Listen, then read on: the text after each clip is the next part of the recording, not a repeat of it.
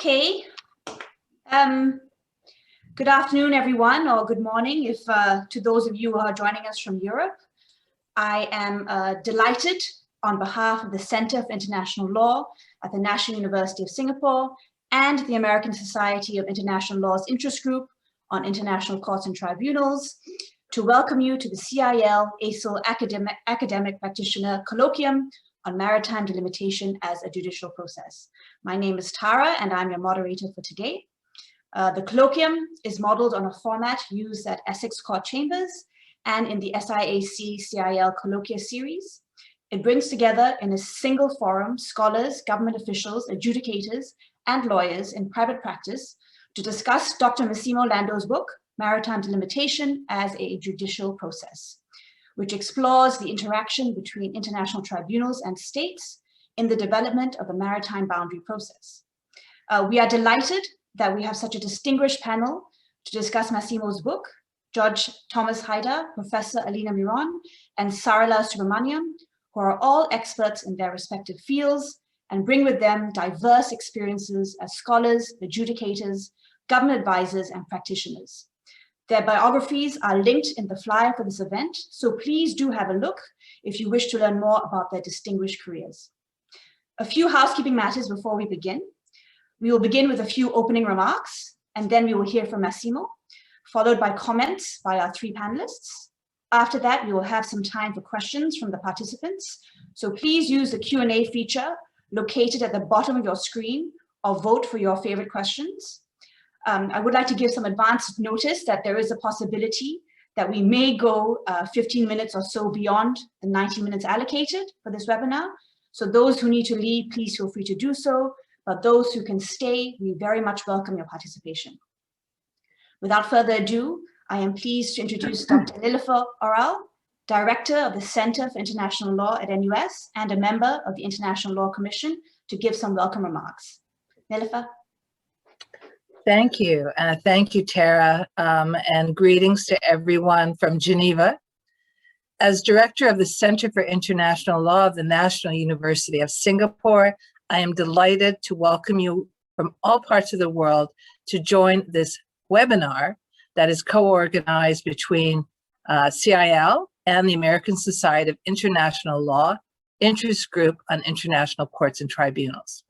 I thank in particular Devinia Aziz and Lucia Solana for all their efforts in organizing this event, as well as the wonderful CIL team, Jerry Ng and Matthew Yao. CIL was established as a university-level research institute at the National University of Singapore and ranks as one of the leading centers for the study, teaching, and research of international law in Asia, and if I may say, internationally. One of our core areas of work is the law of the sea, and in particular, maritime boundary-related issues. So I'm very pleased that our able moderator today is Professor Tara Davenport, who is also a member of the CIL. I have to say I'm very impressed that we have close to 500 registrations for this event, no doubt because of the fantastic panelists we have today, but also reflecting that the topic of maritime delimitation continues to be of much interest and importance. Without question, the delimitation of maritime boundaries is one of the more complex and challenging areas of international relations and international law. The 1982 Law of the Sea Convention added several layers of complexities when it established a number of new maritime zones. Moreover, it did not give much guidance in the methodology for the delimitation, in particular of the continental shelf and the exclusive economic zone. And this gave the courts a great deal of discretion, and consequently, maritime delimitation has been shaped by the jurisprudence of international courts and tribunals. So the focus of our panel today will be discussing the recent publication of Professor Massimo Lando on maritime delimitation as a judicial process, a book I would highly recommend. I will not comment on it, as this is the subject of our panel, other than to observe that it provides a very interesting deconstruction of the methodology for delimitation that is developed and challenging some academic views. We are extremely fortunate to have an outstanding panel of international law experts, including Judge Thomas Haidar, who is Vice President of the International Tribunal for the Law of the Sea. And in addition, of course, Professor Massimo Lando, Professor Elena Miron, Professor Tara Davenport, and also Sarala Subramanian. So I stop here, and I wish you all a very fruitful webinar, and I know it will be an excellent one. Thank you so much. Thank you so much, Nilofer. I would now like to invite Davinia Aziz, Adjunct Associate Professor at NUS, to give some welcome remarks on behalf of the ASIL Interest Group on International Courts and Tribunals. Thank you, Tara, and hello, everyone. Welcome. My name is Davinia Aziz, and I address you on behalf of the co-chairs of the International Courts and Tribunals Interest Group of the American Society of International Law, who are David Biggie and Freya Batens, as well as my fellow ASIL co-convener, Lucia Solano. I'm part of the advisory board of this interest group and adjunct at the National University of Singapore Faculty of Law. If you'd like to learn more about our interest group, you'll see a link to our page that's been dropped into the webinar chat. Thank you, Matthew, along the bottom of your screen. We hope you'll visit our page, and while there, we'd also like to encourage you to have a look at our very useful regular newsletter, which is edited by Sarah Oakes and Lisa Reinsberg. You'll find a direct link to the newsletter also in the chat. Today's event, as you know, is co-hosted with the Center for International Law at the National University of Singapore. So we'd also like to join in specifically thanking the CIL team, especially CIL Director Nilofer Oral, our moderator today, Tara Davenport, and the incomparable Jerry Ng, as well as Wes Rist and Ben Juvelier at ASIL for the many hours of work that have gone into making today possible. We are really happy that the stars aligned for this conversation among a truly fantastic panel on Massimo's book. On that note, we're also excited to share, courtesy of Cambridge University Press, a discount code for the paperback edition of the book. Again, you'll find that code dropped into the chat along the bottom of your screen. Finally, we'd like to gratefully acknowledge the support of the Singapore Diplomatic Office in The Hague and the Permanent Mission of Colombia to the UN in New York. Thank you so much, everyone, for choosing to spend this time with us today. And with that, it's back to you, Tara. Thank you, Davinia, and for all those useful resources. Without further ado, I would now like to give the floor to Dr. Massimo Lando to start off the discussion with a presentation of the key points in his fascinating book on maritime delimitation as a judicial process. Massimo is presently an assistant professor at the School of Law at the City University of Hong Kong, and was previously an associate legal officer at the International Court of Justice, where no doubt he got inspiration for much of his arguments in his book. Without further ado, please, Massimo. Thank you very much, Tara. Let me take this opportunity to thank the interest group of ASIL, as well as CIL and everyone there for organizing the event. But a heartfelt thanks goes to Davinia and Lucia for having been the real driving forces behind the organization of this event. Thank you for the stars for aligning. Thank you also to the speakers, of course, for engaging with my scholarship, and Cambridge University Press for the discount code. Now, in the 15 minutes that I have allocated to me today, I would like to touch on three main areas. First of all, I would like to say a few things about the content of chapter 2 to 6 of the book. That basically touches on the cross-cutting themes concerning the delimitation process and its discrete stages. Second, I would like to say a few words about chapter 7 to give you a flavor of what that chapter is about, given that the event of today is primarily working around the content of chapter 7.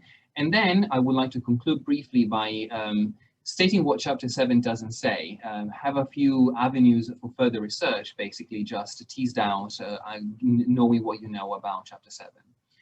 So without further ado, I would like to start on my first area, the cross-cutting themes of the book.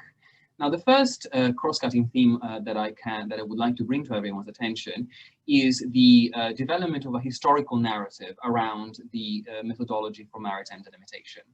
Now, when I was doing research for the book that was published by Cambridge University Press, I found that it was very difficult to find a coherent statement of how the delimitation process developed over the years.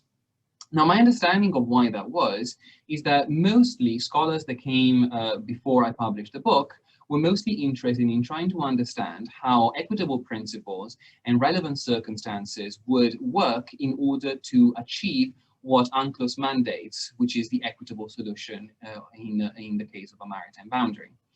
Now, in my book, what I was trying to do was also to shift the perspective from the perspective of equitable principles to the one of maritime delimitation understood as a process that proceeds in different stages. Now, probably because of that shift in perspective, I was able to identify 3 different time periods in the history of maritime delimitation, so to speak. Now, the first one is the one that starts in 1969 with the North Sea Continental Shelf cases of the International Court of Justice, and that goes all the way to 1992, when the arbitral award in the Canada-France maritime delimitation case concerning Saint-Pierre and Miquelon was handed down. Now, that is a stage, that is a period when international courts and tribunals do not have a methodology to delimit maritime boundaries, but they decide the methodology on a case-by-case basis, taking into account all relevant circumstances. Now, the second time period starts just a year after the first one finishes in 1993 with the Jan Mayen decision of the International Court of Justice again, and finishes with another International Court of Justice decision, the 2007 Nicaragua-Honduras judgment. The second period is the one in which international courts and tribunals have developed and also applied the 2-stage approach to maritime delimitation. The first stage being the establishment of a provisional equidistance line, and the second stage, the eventual adjustment of that equidistance line on the basis of relevant circumstances. Now, the last time period starts with the ICJ's decision in 2009 in the Romania-Ukraine case concerning delimitation in the Black Sea.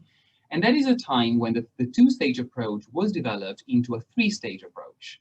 Now, the 3-stage approach is new with respect to the second only because of the 3rd stage. The first 2 stages remain the same, but international courts and tribunals have separated one of the relevant circumstances, which is the one of proportionality, and given it pride of place to be its own full-fledged stage in the delimitation process. Now, the second important theme in the book is the one of the struggle between objectivity and the achievement of an equitable solution. Now, this theme is not so new when I was writing, because Professor Yoshifumi Tanaka had already published a book in 2006 entitled Predictability and Flexibility in the Law of Maritime Delimitation, which explored as its centerpiece the tension between the need to achieve a degree of predictability, of certainty, with the need to achieve instead an equitable solution in maritime delimitation. Now, because I see maritime delimitation more from the point of view of the process than from the point of view of the equitable principles and relevant circumstances, to me, each stage of the process is supposed to cater either to the achievement of the objectivity of the solution or to the achievement of the equity of the solution. So the first stage of the delimitation process, which is the establishment of a provisional equidistance line, together also with the identification of the relevant coast and relevant area, which is done just before that, that is an exercise that is based mainly on geometric rules, on geometrical approaches, and for that reason is supposed to cater to the objectivity of the final boundary solution. On the other hand, we have stages 2 and 3, relevant circumstances and disproportionality, which allow international courts and tribunals to exercise a certain measure of discretion, a margin of appreciation, if you want to call it that way, in order to make sure that the objectivity of the solution is also tempered in order for the final boundary to result as being equitable. Now, the third cross-cutting theme in the book is the one of the identification of the relevant coast and the relevant area. Now, the relevant coast and the relevant area have not actually been examined by the scholarship very much before my book. The only other one that I can think of, the only other monograph that really took seriously the relevant coast and the relevant area was the 2016 monograph by Stephen Fietta and Robin Cleverly, A Practitioner's Guide to Maritime Boundary Delimitation. Now, differently from their book, however, I don't stop myself at looking at the practical sides of establishing, of identifying the relevant coast and relevant area, but I also look at the theoretical underpinnings of it, for example, in relation to the rights of third states in the context of maritime delimitation. Now, the suggestion that I make in the book, and it's something that I truly hope one day international courts and tribunals will take into account, is to make the identification of the relevant coast and the relevant area a separate stage in the delimitation process. We could call it stage 0 if you wish, or maybe we can call it the first stage, but it wouldn't really matter because the idea will be that anyway, the 3-stage approach could be further developed into a 4-stage approach to maritime delimitation. Now, one of the main reasons why I'm making that particular suggestion is that my studies have shown that the identification of the relevant coast in the relevant area goes on to impact all the subsequent stages of the delimitation process. For example, it is on the relevant coast, the international courts and tribunals will go on to identify base points for establishing the provisional equidistance line. It is by reference to the relevant coast also that at the relevant circumstances stage, international courts and tribunals will gauge whether there is a coastal length disparity so big as to justify the adjustment of the provisional equidistance line. And of course, it is by reference to the relevant coast and relevant area that the disproportionality calculus is finally done at the third stage of the delimitation process. Now, the last cross-cutting theme I wanted to flag today is the one of the delimitation of the continental shelf beyond 200 nautical miles. I understand that some of the speakers later on might touch on this particular point, so I don't want to say too much about it. I simply want to flag one aspect of my research on this. And the aspect is that because the book was so much focused on the judicial process for maritime delimitation, it was somewhat difficult to come up with a coherent structure for the delimitation of the maritime boundary beyond 200 nautical miles with so few judicial decisions that have been handed down at the time of writing of the book. I would like to pass on to making a few remarks about chapter 7 now. Really what I want to do is to give you a general idea of what the chapter is about. Now, this is probably the most theoretical chapter in the book, and it originated from a degree of frustration probably in reading certain remarks that you can find in the literature concerning the fact that according to some scholars, the delimitation process has been fundamentally made by judges. So it is judge-made law. At the same time, these scholars and others as well, they repeat the oftentimes stated mantra according to which international judges do not actually make law. They simply apply it according to the orthodox understanding of sources of international law as we know them from Article 38 of the ICJ's statute. Now, I saw a tension between this assertion that the delimitation process is judge-made law, but at the same time, judges do not actually make any law. And that tension left me somewhat unsatisfied. So the aim that I set out to accomplish in chapter 7 was to try and tease out some of the main problems and perhaps even giving some answers to these problems relating to the tension that I just spoken to you about. For example, what is the value of judicial decisions on maritime delimitation as applicable law in the context of future maritime delimitation cases? Or what is the role of states as the primary lawmakers in international legal order in relation to the development of the maritime delimitation process? Now, the main point I'm making in the book really relates to issues of applicable law. First of all, I set out to show that there is no rule of customary international law and no treaty rule that embody the process for delimiting maritime boundaries. In relation to customary international law, that is because it is fundamentally difficult and impossible if one subscribes to the orthodox two-element theory of custom to find enough state practice and opinio juris to come up with a rule of customary international law embodying the delimitation process itself. Now, whereas we have a lot of state practice in the form of delimitation treaties, for instance, it is difficult to find evidence of opinio juris because generally states do not explain why they delimited the maritime boundary in a particular way. They simply delimit it. And negotiating records also tend to remain confidential. In relation to treaty rules, the problem of Article 74 and 83 of UNCLOS is that they are exceedingly vague and indeterminate. For that particular reason, it is difficult for judges to apply them without actually coming up with some sort of process in order to do so. Now, I relied on ideas of and theories of open texture of legal provisions as developed by H.L.A. Hart and subsequent legal philosophers, but also theories concerning the completeness of international law in order to show that when treaty rules are exceedingly indeterminate, one can justify the assertion of a lawmaking function by international courts and tribunals as it has happened in the context of maritime delimitation.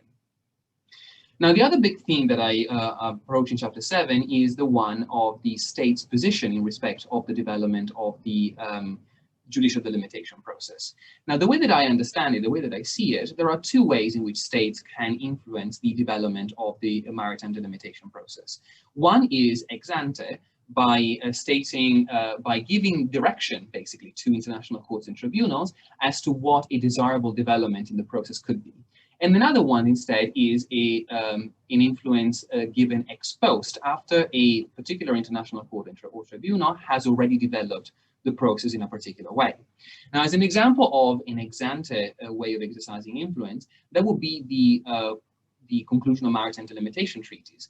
If one looks at all the limitation treaties around the world, we can see that there is a vast majority of treaties, for instance, that delimit maritime boundaries by way of equidistance.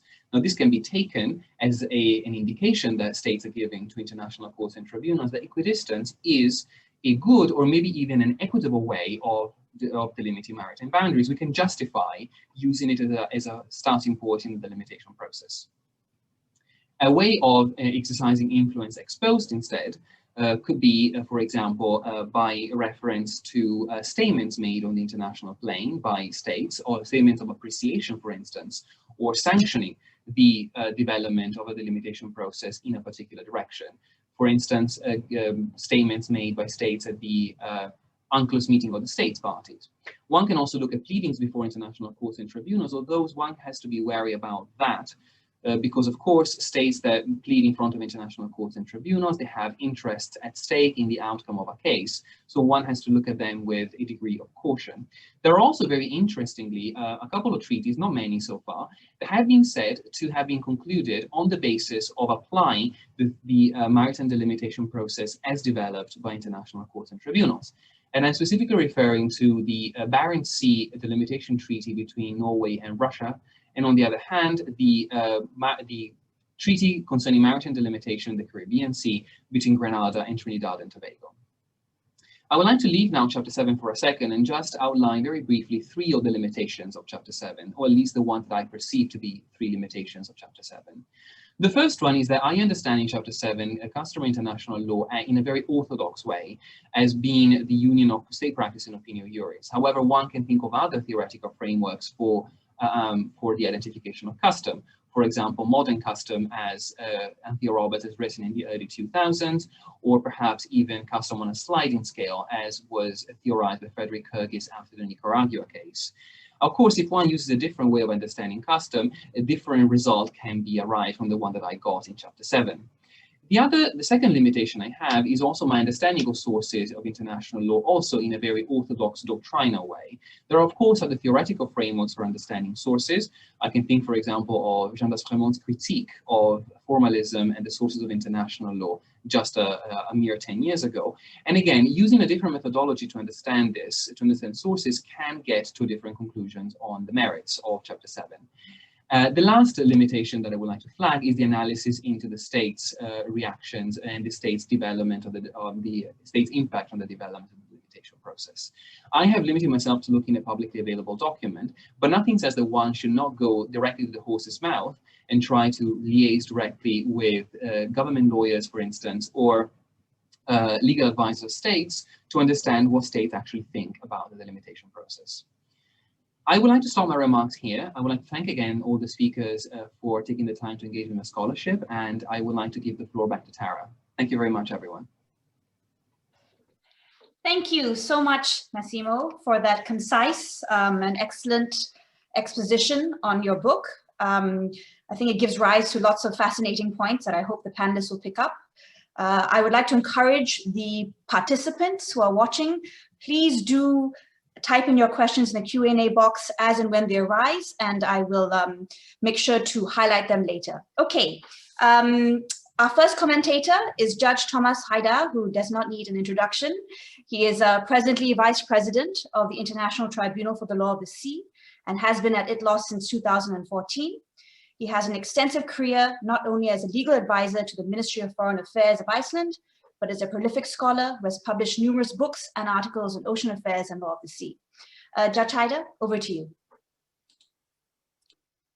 Thank you, Tara. I would like to thank the organizers very much for including me in this interesting event and for giving me the chance to comment on Dr. Massimo Lando's very impressive book. In chapters 2 to 6 of his book, which I consider to have considerable practical value, Dr. Lando offers a detailed and critical analysis of the jurisprudence of international courts and tribunals on maritime delimitation, following logically the three-stage approach, making several suggestions for improvement in the delimitation process. In the concluding chapter 7, which he just outlined, and which I consider to be more of an academic nature, he then argues that decisions of courts and tribunals in this field play a role as both material and formal sources of international law, thus going beyond the subsidiary means for the determination of rules of law. I will first comment very briefly on this latter aspect from the perspective of courts and tribunals. I will then make a few comments on the former part of the book, that is the three-stage approach, and I will focus in particular on certain positions of Dr. Lando relating to the delimitation of the continental shelf beyond 200 nautical miles, where I have some reservations. Obviously, the main role of courts and tribunals under the Law of the Sea Convention is to settle disputes concerning the interpretation or application of the convention. However, in many cases, they are required to clarify the law of the sea, which not only benefits the parties to the relevant dispute, but also the international community as a whole. This applies in particular to provisions that are vague or ambiguous, which is sometimes the result of difficult compromises between groups of states with different views and interests. In such cases, it is often left to courts and tribunals to clarify the provisions. In my view, Articles 74 and 83 of the Convention represent a primary example in this regard. Dr. Lando argues rather convincingly, I must say, that the decision of states at the Third Conference to codify only vague provisions on EEZ and continental shelf delimitation implicitly authorized international courts and tribunals to assert a creative function in developing the delimitation process. In other words, states being unable to codify clearer rules on delimitation deferred the development of a delimitation method to courts and tribunals. Dr. Lando then concludes that in the context of maritime delimitation, the decisions of international courts and tribunals constitute actual lawmaking, an acquis judiciaire, and are therefore a formal source of international law. I must say that although many people do, I have some reservations about going so far as to speak of a lawmaking function of international courts and tribunals. In my view, judicial decisions as a source of international law are appropriately described in Article 38, paragraph 1d of the ICJ statute as subsidiary means for the determination of rules of law. If, however, and this is a big if, one accepts to go beyond that and to recognize the possibility of judicial decisions constituting actual lawmaking, acquis judiciaire, and a formal source of international law, then I would probably agree with Dr. Lando that decisions on maritime delimitation would be a primary example. Turning now to the three-stage approach, Dr. Lando emphasizes that the application by courts and tribunals of that standard approach ensures that a degree of certainty, predictability, and transparency is achieved. In light of the clarifying role of courts and tribunal in this field, which some would describe as a lawmaking function, it is of course desirable that judgments are as clear and transparent as possible. I sympathize with Dr. Lando's emphasis on courts and tribunals implementing each stage of the delimitation process in turn, that is, without preempting at an earlier stage decisions that belong in a later stage.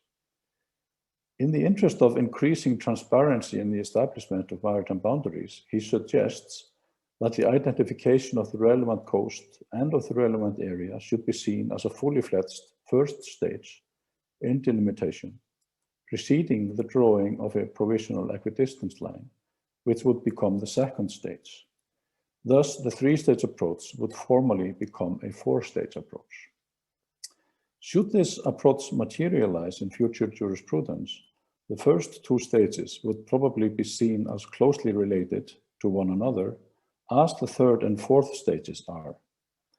It is interesting to note that in his declaration in the Bangladesh-Myanmar case, Judge Wolfram questioned the distinction between the second and third states in the current three-state approach. He argued that since both states might result in an adjustment of the equidistance line, they should be combined. I must say that I have some sympathy with this view and would in any event point out that it is unrealistic to expect that a court or tribunal would ever, formally speaking, make an adjustment to a delimitation line in the third and last stage of the delimitation process, the disproportionality test.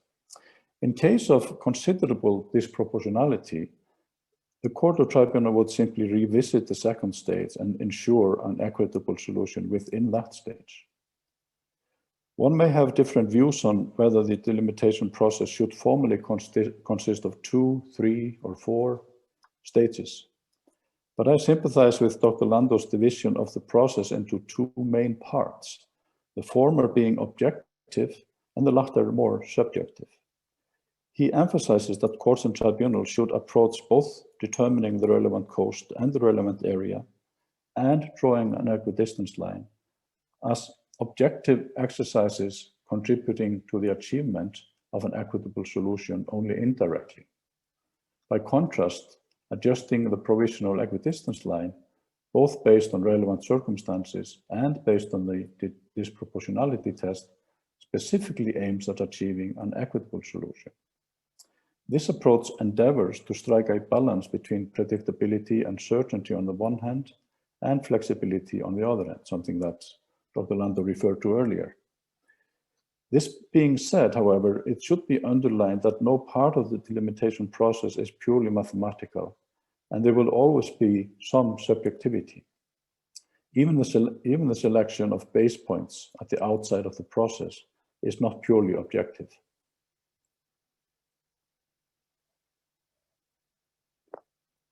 Turning now to the delimitation of the continental shelf beyond 200 nautical miles. I agree with Dr. Lando that there is much room for clarification and development of the law in this area. Only 3 judgments in the 2 Bay of Bengal cases and the Ghana-Cote d'Ivoire case have delimited an extended continental shelf. But a few relevant cases are now pending both in The Hague and in Hamburg. I would like to mention 3 points made in Dr. Lando's book in this area where I have some reservations. The first one regards the relationship between delimitation and delineation of an extended continental shelf.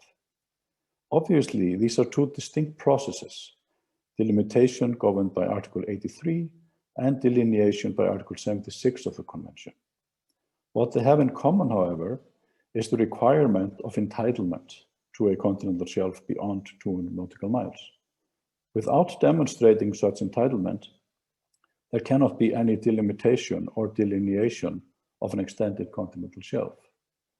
The Commission on the Limits of the Continental Shelf, CLCS, refers to this as the test of appurtenance. In some cases, recommendations from the CLCS may be available, and even final and binding outer limits established by the relevant coastal states. This was partly the situation in the Ghana-Cote d'Ivoire case. In other cases, where recommendations are not available, the relevant coastal states may be able to demonstrate entitlement to an extended continental shelf with different means. For example, through submissions made to the CLCS. This was the situation in the 2 Bay of Bengal cases. In the Bangladesh-Myanmar case, the tribunal noted the unique situation of the Bay of Bengal and stated that it would have been hesitant to proceed with the delimitation of the area beyond 200 nautical miles had it concluded that there was significant uncertainty as to the existence of a continental margin in the area in question. Dr. Lando correctly points out that there may be different situations where there is significant uncertainty as to the entitlement to an extended continental shelf. In such cases, he suggests that one should await the CLCS's recommendations, which would conclusively establish, based on scientific evidence, whether entitlement to an extended shelf exists. So far, so good. But Dr. Lando elsewhere seems to take the view that international courts and tribunals should under no circumstances exercise their jurisdiction to delimit an extended continental shelf without its prior delineation. Because without delineating the outer limits, one cannot identify the relevant area. In my view, this is taking it too far. The parties to such cases are coastal states that have either requested delimitation or in any event not opted out under Article 298 of the Convention, and at least in certain situations, the relevant area may be assessed sufficiently without prior delineation. This will depend on the circumstances in each case, and it may, for example, sometimes be easier to identify the relevant area in cases of states with opposite coasts than in cases of states with adjacent coasts. The second point regards the basis of title over the continental shelf beyond 200 nautical miles, and the related question of the relevance of natural prolongation in the delimitation of an extended continental shelf. Actually, Dr. Lando generally uses the term geomorphology in this context, but in my view, it is more appropriate to use the broader term natural prolongation. Although natural prolongation is primarily a morphological concept, geological connection may also play a role, for instance, when using the so-called evidence to the contrary to identify the foot of the slope, or when distinguishing between submarine ridges and submarine elevations. Dr. Lando correctly states that distance is the basis of title over continental shelf within 200 nautical miles. However, he then argues that the basis of title over an extended continental shelf is both distance and geomorphology, or natural prolongation. He emphasizes the relevance of distance, but in my view, natural prolongation forms the primary basis of entitlement to an extended continental shelf. This is clear from the very wording of Article 76, paragraph 1. He refers to the fact that both formulas under Article 76, paragraph 4a include a distance element. But in both cases, the distance is measured from the foot of the slope and not from the coastal baseline. He also highlights the role of distance in both maximum limits under paragraph 5 of Article 76, but only one of them is measured from the baseline, the other one being measured from an isobath or depth line, which is a bathymetric concept. More importantly, it is the two formulas under paragraph 4 that determine the outer edge of the continental margin. The two maximum limits under paragraph 5 only serve to limit the outer limit of the continental shelf further. They are purely limitative. In my view, the emphasis in the 1969 North Sea continental shelf cases on natural prolongation rather than proximity or distance is still valid, with the exception of continental margins that do not extend up to 200 nautical miles. Now to the related question of what is the relevance of natural prolongation in the delimitation of an extended continental shelf. Dr. Lando rightly says that this is still very much an open question in the jurisprudence, which will be addressed in future cases. In my view, natural prolongation will primarily play a role in the determination of the respective entitlements of the parties at the very first stage of the delimitation process, rather than as a relevant circumstance at its second stage. And I believe the tribunal was correct in rejecting the so-called better natural prolongation argument in the Bangladesh-Myanmar case, because, to put it bluntly, either you have it or you don't. Concretely, the question becomes, at the first stage of delimiting an extended continental shelf, should a provisional equidistance line be drawn with reference to the coast, as is the case within 200 nautical miles, or should a line be drawn with reference to the outer edge of the continental margin, or perhaps the foot of the slope?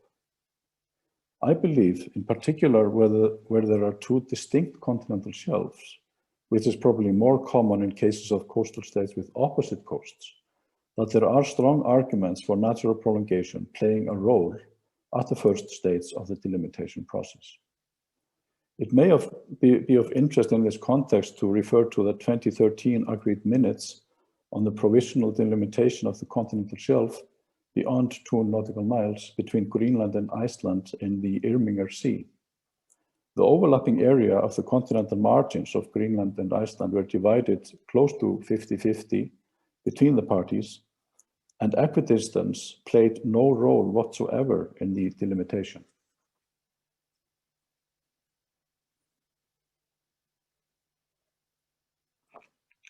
The third and final point concerns the so-called gray areas.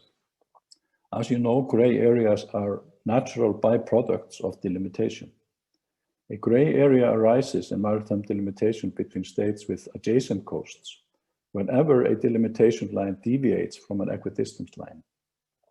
In both Bay of Bengal cases, for example, relatively small gray areas were the consequence of the adjustment of the provisional equidistance line in favor of Bangladesh, which was required to achieve an equitable solution.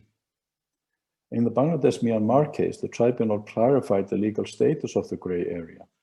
In the area, Bangladesh has continental shelf rights with respect to the seabed and subsoil, and Myanmar has EEZ rights with respect to the superadjacent waters. Thus, there is an overlay of Bangladesh's continental shelf rights and Myanmar's EEZ rights in the gray area.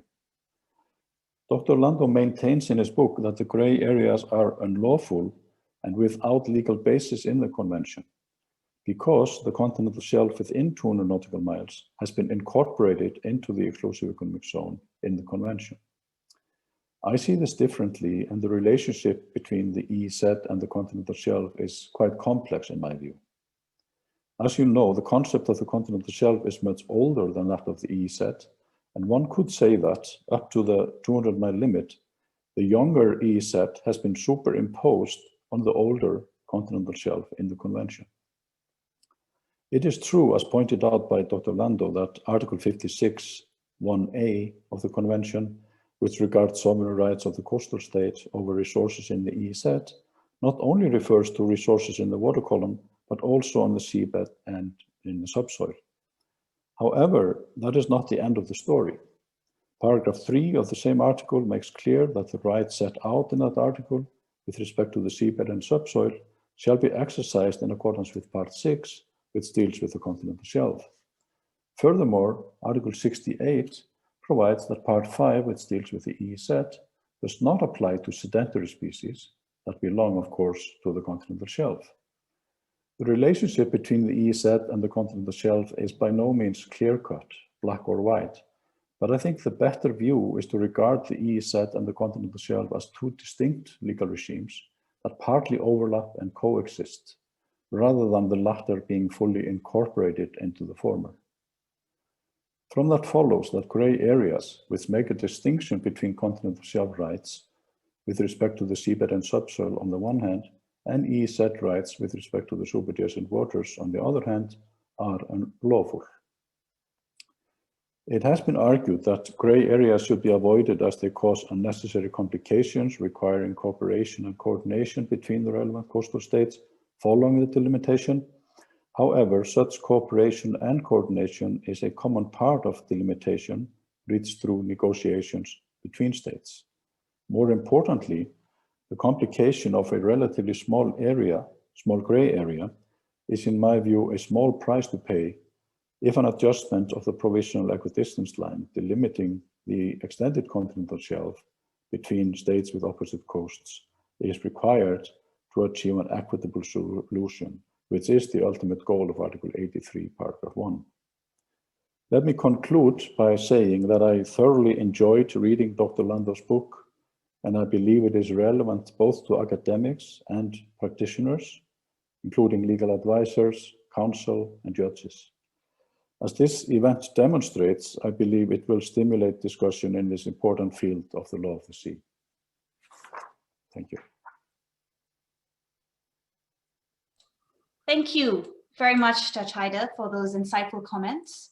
I see that there are lots of questions in the Q&A. Very glad to see that. Please also feel free to address questions to the panelists and identify which panelists you would like to answer that question. Now we will go on to the next speaker, Professor Alina Miron. She is a professor of international law at the University of Angers. She has had an extensive and wide-ranging career in international law as both an academic as well as counsel in many important cases before the ICJ, ITLOS, the European Court of Justice, and international arbitral tribunals. Professor Miron, thank you. Thank you, Tara. Thank you to Davinia and at the Center and the University for inviting me to this event. I very much enjoyed reading Massimo Orlando's book, even for one who has been dealing with maritime delimitation, including as a scholar and as a practitioner for years. We always find a lot of things to learn. But beyond that, I very much enjoyed his approach, a chronological approach at the beginning, but I do think that it sets out very clearly the way we came up to this, what we call now the three-stage approach. And I do think that getting back to history, it helps us understand better the present and including the limitations of the present-day methodology.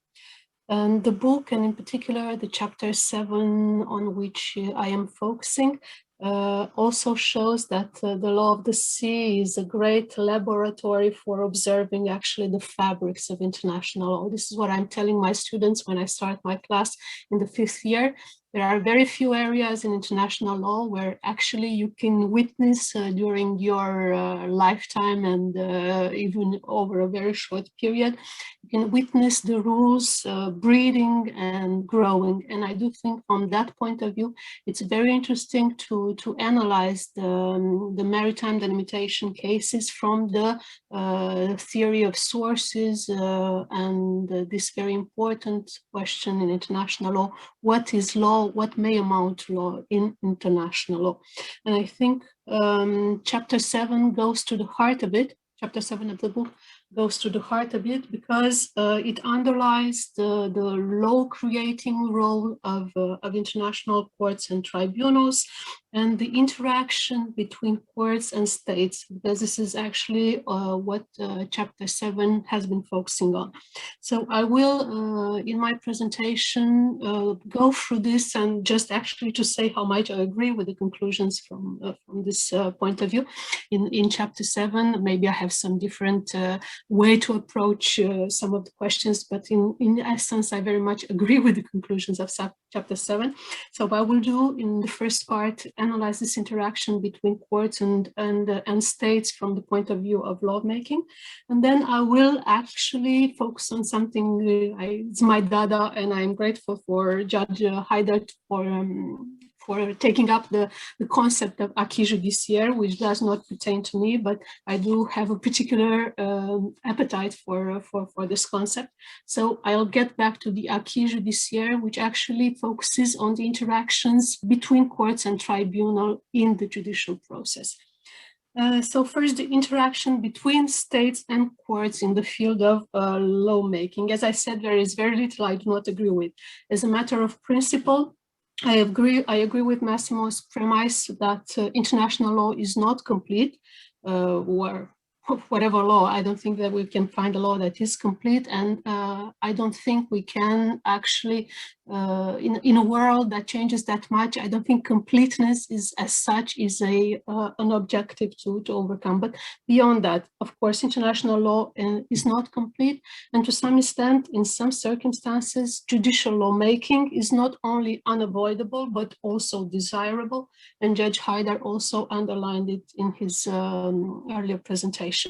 And this is precisely the case as far as maritime delimitation is concerned, because, as it was already underlined, Articles 74 and 83 are vague, and the vaguer the rules, the larger the margin of interpretation of the judges. This is common sense. And I also agree with Massimo that, of course, the three-stage method, it's a judicial approach, it's a judicial creation to maritime delimitation. Is there an issue of legitimacy here? Massimo answers this question in the negative, and I have the same answer as him. I don't think judicial lawmaking actually challenges states' primary role as creators of rules. And as Massimo has shown in his book, in the end, it was states that decided to endorse the vague equitable principles stated by the court in 1969 North Sea continental shelf cases, and to set aside the too rigid principle of equidistance enshrined in Article 6 of the 1958 Geneva Convention on the Continental Shelf. Therefore, by opting for equitable principles, states themselves empowered courts to exercise their role, law-creating role via interpretation. So far, so good. The next question Massimo is asking revolves around the mandatory or customary character of the maritime delimitation method. And I understand that if my understanding is correct, Massimo's answer seems to be in the negative. He shows at the beginning that there is neither sufficient practice nor enough evidence of an opinio juris to detect a customary rule in this respect. At the same time, he underlines the judicial process that led us to the three-stage delimitation method, and underlines in the end, and I found that part of chapter 7 very interesting, states' reactions to the three-stage delimitation method outside the court, not when states are party to a case before the court. And I found that very interesting to see that there was virtually no contestation of the three-stage delimitation method. And I think it is good to point out, because this means there is to some degree an adherence to this method for one reason or another. And I think my guess is that the reason is that states are finally happy to have a method instead of having no method at all. But of course, Massimo also acknowledges the fact that states keep trying to push forward for some alternative delimitation method, even after the 2009 Black Sea Continental case. It was the case for Côte d'Ivoire in the case before it was against Ghana, where Côte d'Ivoire pushed for a bisector. And that was also the case for Chile and Kenya before the International Court of Justice, and they chose a parallel line. It must be said, however, that this alternative method, if we may speak of a method, it was just another way of putting the argument of tacit agreement and justifying the same line as the one that was a tacit agreement. So maybe it was the only way to get from an objective method to the same line as the one put forward by the tacit agreement. So the question is this mandatory or not? This method mandatory or not? I'm not sure if we put the question that way, we may ever get an answer. I feel like it's rather a snake biting its own tail. We agree that, and actually this is exactly how Kenya was putting the question in its written pleadings in the latest case before the ICJ, saying the three-stage methodology is not mandatory for achieving the objective of an equitable solution. Well, the fact is, of course, the equitable principles are the principles to be applied. The applicable rule, the applicable law is that one. But the thing is, we need a way to get to this equitable solution. And the best way the court found until so far, after looking quite a while for this best way, we must acknowledge that, was the three-stage method. Why it is the best? Well, because it combines the predictability of the geometry, the equidistance, the specificity of coastal geography, this is the relevant circumstances, and in the end, the flexibility of equity of the disproportionality test. And I think this is the role of disproportionality test. We must discuss it through indeed, because so far it does not have a lot of influence in the judicial decision. So we have no doubt that it is applied now consistently, not only by the ICJ, but as I show later, also by the other tribunals. But the thing is, there is also no doubt that states may also choose another delimitation method in their negotiations, or may not choose any delimitation method at all. They may just set off for a line without explaining it. So putting it as a question of mandatory, maybe we should ask for whom. It is certainly not jus cogens in the relations between states. Is it mandatory for the court as an applicable law? Well, this actually brings me to my dada of the acquis judiciaire. Is it mandatory because it would be the applicable law, or is it mandatory for some other reason, for some other compelling principle? Well, the acquis judiciaire, the answers brought by the acquis judiciaire concept is that it turned out to be, if not mandatory, a starting point which one would not easily set aside. A starting point as an applicable law, because of the need of predictability and objectivity in the judicial delimitation process.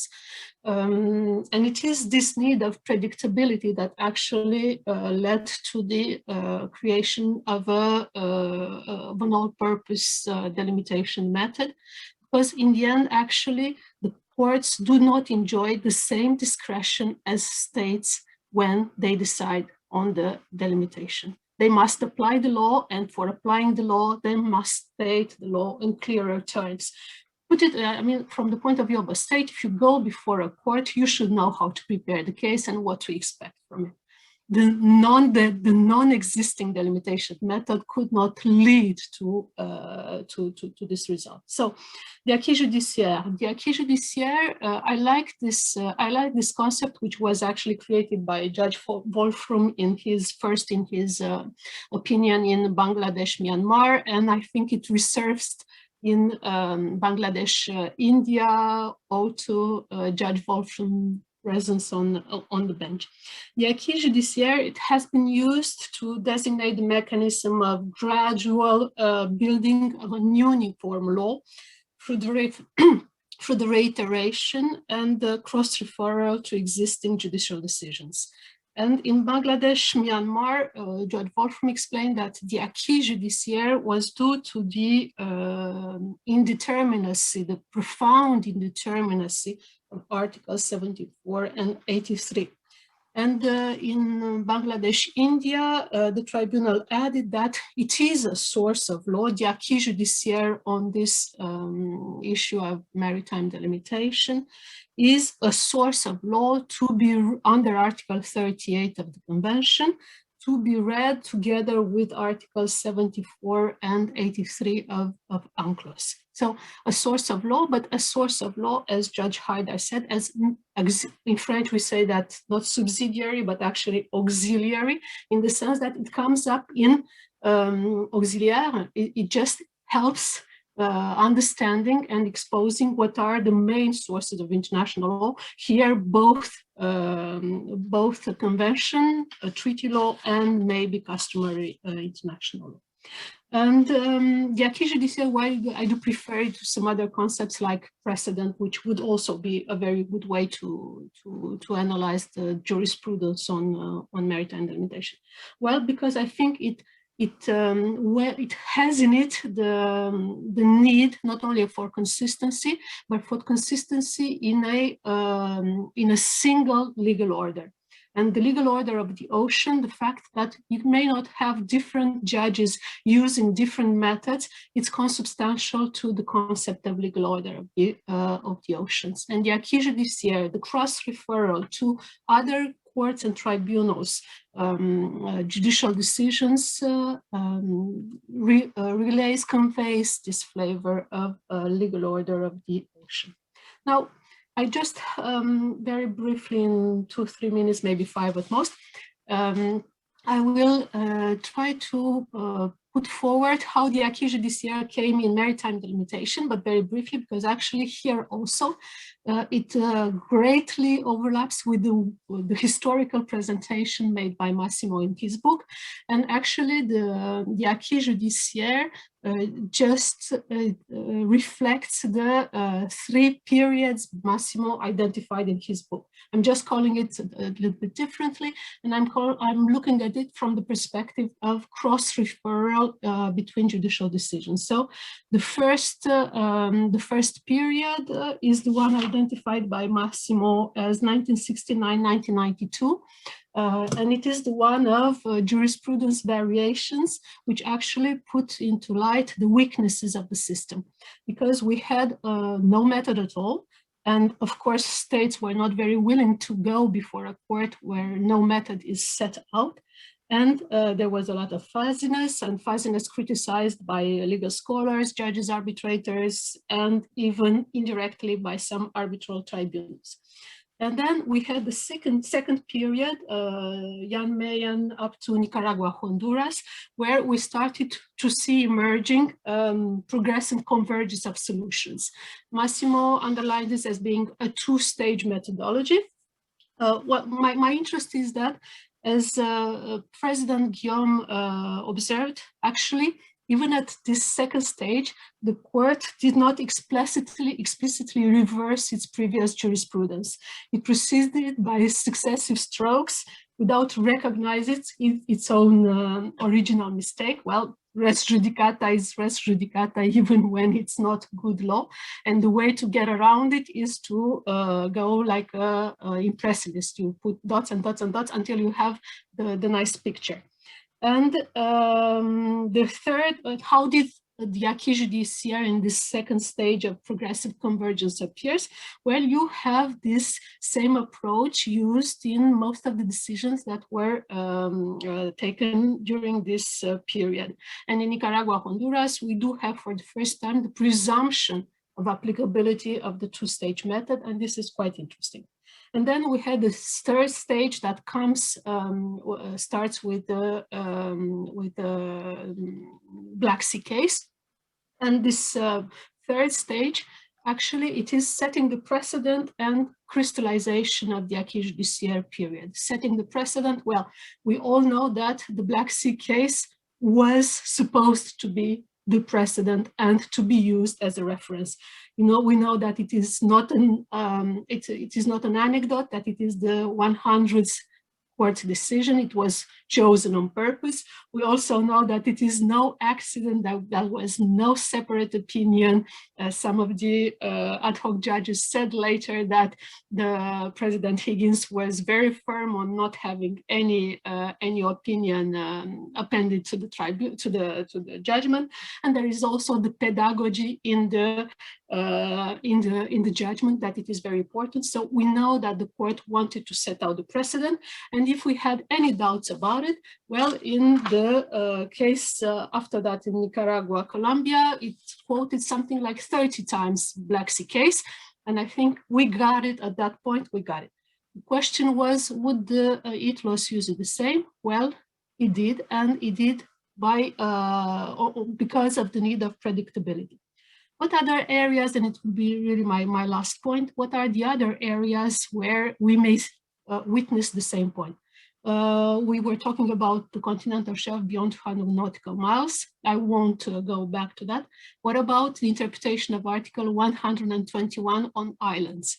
That is the new horizon to reach, and it remains to be seen if the South China Sea award is the precedent that the setting precedent award on this point, and we'll get to that maybe in the discussion. Thank you. Thank you so much, Professor Meron, for those insightful comments. Our next panelist is Sarala Subramaniam, who is Deputy Senior State Counsel at the International Affairs Division of the Attorney General's Chambers of Singapore. Sarala has been with the Singapore Legal Service since 2012 and has been with the International Affairs Division for more than 5 years. She has extensive government experience on a wide range of international law matters, and her present portfolio is focused on law of the sea, and she has a special interest in human rights work as well. Sarala will be giving us the practitioners or government officials' point of view. Sarala? Thank you, Tara, and thank you very much to the organizers for having me. Thank you, excellent book, which I enjoyed very much reading with, and I'm very glad to have the opportunity to speak too. I'm going to touch on, I was going to touch on three things, and then the discussion on, whether or not the courts and tribunals are making law has got me into making a slight fourth point on legitimacy. I think the first thing I'll touch on is really the continuing or the inherent legitimacy in the principles of maritime delimitation. I think what is clear, what comes out both from the book and in the literature out there, is that there continues to be in the application of the three-stage test, post-Black Sea indeterminacy, the relevant circumstances threshold and the disproportionality threshold, I would say particularly relevant circumstances are inherently subjective, and they allow for an element of unpredictability in the anticipated outcome from the perspective of a state. And I know that in the book, there was a distinction made towards the objective aspects of it in the first stage of the test versus the more subjective aspects of it in the second and third tier. I would question, I think, the suggestion that the first stage itself is objective because of the reason that I think was alluded to earlier, which was the selection of base points. And I think something that implicitly you recognize as well when you say that relevant areas and relevant courses, maybe it should be separated out into a new stage completely.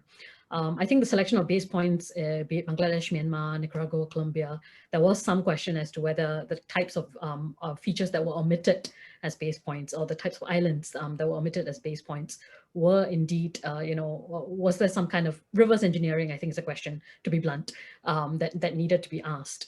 The suggestion that I have is that I think even if we were to adopt a 4-stage model of having a relevant course, relevant area as a stage 0, I'm not sure this solves the inherent problem of the discretion, which I think will continue to find a way to manifest, that is inherent in it to the problem of selection of base points. And I think at the heart of this is the question of whether we're looking at process as a matter of form or process as a matter of substance. To the extent that process is seen as a matter of substance, which I get the sense is what Dr. Lando is advocating for, then I think, yes, the objectivity can be captured in the first 2 stages. But I would suggest that as is in any judicial process, I think the process here and the 4-stage test or the 3-stage test, splitting the stages, doesn't achieve the outcome of process as a matter of substance. And I think there's a stronger inclination to go for process as a matter of form, because at the end of the day, an equitable outcome or an outcome that sits right with the panel or with the tribunal is what seems to be driving the case itself. So that's my first observation. The second observation that I wanted to make was to pick up on the point about in not being able to truly discern a state's practice or opinio juris for the purposes of trying to identify customary international law. And I thought for this, I'll bring in a bit of a practitioner perspective and really look at what are unpack some of the factors that are at play when a state goes into a maritime boundary delimitation negotiation rather than the judicial process itself, because I think they're very closely linked. And I know you touched on the challenges because there's not much literature out there, and states don't tend to speak to what is their reasoning when they go into a delimitation process. I think as a starting point, and this is probably right, the key is really sovereignty. Even though the economic zone and the continental shelf are not areas in which states exercise sovereign rights, there's a limitation, and their maritime entitlements with limited rights. From a national perspective, I would suggest that this distinction is probably lost.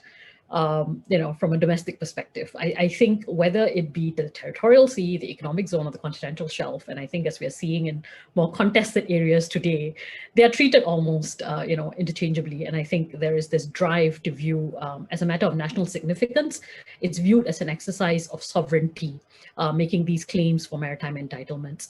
So the self-interest that drives the state from a realist perspective, if you will, in achieving a favorable outcome is high. This is, of course, more pronounced when there are significant benefits to be obtained in terms of resources for the areas that we're talking about. Because, I mean, very practically, when states claim, while they're trying to do it in compliance with UNCLOS, the main benefit of claiming these things, claiming the maritime entitlements of an EEZ or a continental shelf, often has to do with exploitation and the benefits that they can get from the area. And I don't think we can ignore that layer in what drives the state. I think a second key factor is actually the state's view of dispute resolution and what they think will be the outcome for them if they were to submit to dispute resolution. I'm sure it's no surprise that not all states are fans of dispute resolution mechanisms. Some have had, we have some regular customers, I think, before some of the tribunals, but a number of them would probably hesitate to rely on third-party dispute resolution as an immediate starting point, because there remains an element of unpredictability and states like control. No matter the confidence with which a state mounts the case, the nature of adjudication is that you can't control it 100%. And I think when we apply it to the context of maritime delimitation, even applying the three-stage test as presently conceived, there remains room for adjustments, on equity and disproportionality. And these are not factors that you can objectively quantify. And I would be very surprised if any state had a lawyer who said that, I can give you an outcome that assures you that this will be objectively quantified. Then I think the third dimension that goes into this mix is the negotiating parameters and the frame for the neighboring state. And I think this is where the value of the judicial, jurisprudence comes in. Within the confines of boundary delimitation, and negotiation, where you're trying to reach consensus, what you need is a common language and common reference points between you and the neighboring state. And the body of judicial decisions and the tests that have been developed to date provide that language. They provide a legitimacy to the conversation that states are having with their counterparts, to say that I'm going to frame my discussion along the existing jurisprudence because this is likely what we will face if we were to go to dispute resolution. And of course, there's room for debate, right? Because in the application of these tests and these yeah, so the last thing that I would highlight is that the application of this judicial case law into a negotiation is not straightforward, because there are two lenses, right, which the judicial process doesn't account for. One is extraneous policy considerations. There could be other reasons why I want to frame my entitlement in a particular way or argue for a particular line, taking into account historical patterns, whether or not there's the involvement of a third state in this area, something that doesn't really fit neatly within the confines of the three-stage test as it sits. On the flip side, of course, bilateral relations when I'm doing boundary negotiations is one of many factors in the relationship that I have with my neighbor. So I just thought I'll lay out there some of the thinking that would go into a state when they're dealing with a boundary delimitation negotiation. Moving on to postures of states in a judicial proceeding, I think one of the things that may be interesting to pick up on, and I'm not sure whether this is something you'd be interested in pursuing, Dr. Lando, is really the relevance of the bar. And the role that is played by what is a very small pool of lawyers who form the international bar that appears before the international tribunals, and then a subset of that does maritime boundary delimitation cases. To borrow David Kennedy's frame, these experts, so to speak, are actually translating the language which can and should be utilized in judicial proceedings. In addition to applying the jurisprudence itself, the other ones who are telling states, how to frame the arguments, how to understand the nuances that exist in the various cases, how do you predict to some extent what an opposing counsel is likely to run, understanding the bench as well. All of this comes from the counsel itself. And I think all of this shapes how a state then frames its intervention in a judicial proceeding. And it bears noting that they also turn to, states will also turn to their counsel at the stages of negotiations to get guidance as well. And I think this is one of the reasons why states tend to operate, a point that I think Professor Alina was making earlier, why states tend to operate within the confines of existing cases and existing law, rather than always trying to overhaul standards. It is as much their choice as it is, I think, the advice that they're receiving, because the council really understand what is the best likelihood of success before a tribunal, and when a tribunal is right to move from a 2-stage to 3-stage to potentially a 4-stage test. So I think there is more support for harmonization that comes out from this relatively small pool of actors who are operating in this area and are trained to speak the same language. The last point that I wanted to make, and I promise this is my last point, I know it's the second time I'm saying it, is on legitimacy. And I think the state sanction, the point that was made by Professor Alina earlier, the state sanction of equitable principle over equidistance post-North Sea, qualitatively, I'm not sure this automatically, to me, translate to changing the quality of a judicial decision from being one of subsidiary a source to one of a source of international law itself, or the making of law itself. I think the transformative act in question is still the action of the states in endorsing it, whether it be through adopting it in subsequent cases, whether it be through adopting the standards in treaty subsequently, or in their own negotiations. And I think maybe this is coming from a state legal advisor point of view, but I would be hesitant to suggest that in the absence of such a transformative quality, without the endorsement of a state action, that the quality of a judicial decision changes from one of subsidiary in nature to becoming lawmaking itself. But I'd be happy to explore this further. Thank you so much, Sarala, for those comments. I see we have lots of questions. I am going to use my prerogative as a moderator to select some questions, and also to direct some of the questions not only to Massimo, but also to the other panelists. And also, panelists, please look at the Q&A and see if there are any questions that you wish to answer or comment upon. I think the first question that Massimo may want to talk about was Clive's question on proportionality, and there are a few questions on proportionality. Clive has a question, Kei Nakahima has a question, Maria also has a question. So can you see the questions, or would you like, maybe I just read out Clive's question and add on to it. So on the suggestion that proportionality has been accorded a pride of place in the maritime delimitation process, it can be observed that in every delimitation case, including and subsequent to the Black Sea case in 2009, the courts have found no disproportion at the third stage, and therefore no need to reconsider the line arrived at through the first two stages of the process. Do you therefore see the disproportionality test as an illusory one, or perhaps something that can be taken into account at the second stage?